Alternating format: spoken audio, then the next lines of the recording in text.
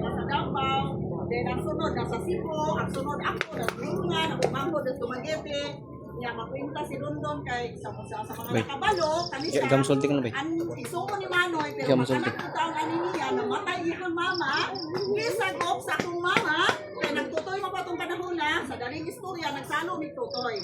So kami, may urag igsoon, o salamat sa Ginoo nga nagsalo po ta diha sa pagpangalagad sa Ginoo sa espirituhanong nga bahin mo na. Dako kay kapasalamatan ato katigulangan sa ulo, wa makailang Ginoo, wa mga lagad pero kita nasaktan ta sa Ginoo. Muna siya dako kayong kapasalamatan nato. So dili ta maghilom-hilom kay sa verse nga gihatag ra ni Pastor ganina panilngan ta. Sa unsang paagi nga panilngan ta. Nganong panilngan sir labot na ako, nganong ako may panilngan, di man ako utang. Kanang from Genesis to Revelation, the Word of God, ang Great Commission diha is, niingon ra gyud siya diha sa Mateo, lakaw o isulti ang akong pulong, iwali ang akong pulong. Huwag yung pasabot, dili kay pastor lang ang pwedeng masulti. So ikaw, kung nakadungog ka, di mo nasultihan siya, maninil gyud ang Ginoo. Apil man ta, kita man ta nang gisugo ana. So, sari-sari rin yung istorya no. So wala ko ikasulti daghan kabahin ni Tite kay kanang nakahinumdum ko, first June ako nakakita ni Titi Miding, naa na siya sa mga 1990s, mga siguro 93, kay bago kong namin yung ato, unya, pinuotong gingong maniniki, nga niingon si Manoy nga, usa sa mo ang mga uyuan, katos sumadi, ningingon dito na mo nga, kay gidungog lagi nga nara kuno dinis Negros, ug mahimo mo gasto siyang pila, mo bayad siyang pila sa iyahang mga kadugo nga makatudlo ug asa si Tite kay ang gusto niya mo iyahang wish nga sa di pa siya mamatay ikahimamat gid yung taon niya ilahang magulang karon kawa man jud unsang pagkaunsaa manday hinuong nitungha og kalit si Tite dito usa sa akong dili gyud malimtan akong balay sa una dito yung bundod kayo layo dito yung may nagabalo sa klingan man tagsa man yun sa ikasay dito tungod kayo ning adto jud na Steve nganong nangita siya nako tungod kay iyang nahibalan nga sa anak ni Mama Muring nga iyang igsuon ako mo'y naara dihas makili. So gibulong jud ko niya kumoto ni adto siya sa mua. So dito ko nakakita niya naong tunangong nga ning anak jud ko pakaliwaton ni kang nanay. Siya may liwat ni Nanay Duray nga cute, nga gwapo, gwapa man jud kay tos nanay.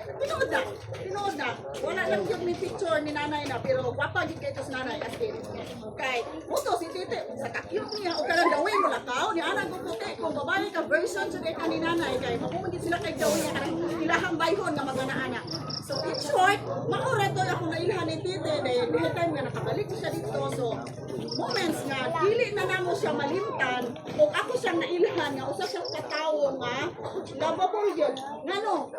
Proud kay siya kanabitaw isugid niya iyang mga anak, iyang mga apo, muni ang gihimo siyang apo. Tinuod ko ilang ipansulti nga iyang palangga sa siyang mga apo. Palangga ko kuno niya. Ana niya. Usa sa naintriga kanang akong anak ko Eskwela Des Foundation.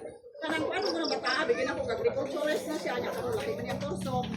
Ingon din na siya nga, uban ko nimo ng santang kay, giingnan man po niya nga, kanang, ikaw sa amo adong, untod kay dong, pero bukid kay dong, kanang anak niya, magunang ako dito dong, mamugas kong mais na ako'y mais. Kung sa bakaw saan, na seryoso ko dyan kaya kung anak, mga taray pa siguro sa ato, niingon magina siya dili sila kayo kailaw pero tungod kay malanggaon jud siyang bata ba makisama man kay Titi God so auto sa daling istorya na kumbinsi kanya kung anak ko kaya mo nang giinan na po kayo so uy kay gamay pa na kay dong wala kay anay di ka bagay sa magbaon una siya nga istorya no so salamat sa Ginoo nga so dili na to ato maghisgot ana usa na lang yun sa ako ang ikaingon no nga usa ka dako kay oportunidad sa tuang matag usa karon nga kung mulingit ta lain-lain man gitag dagway pero usa ra ato ang gigikanan lain-lain tag hitsura kay giparisan man butas lain pod na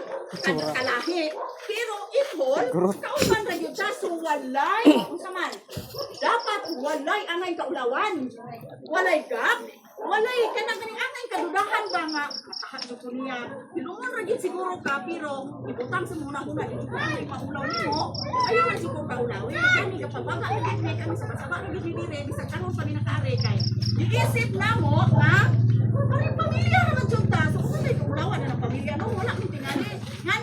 pamilya is, kung saan yung motibo.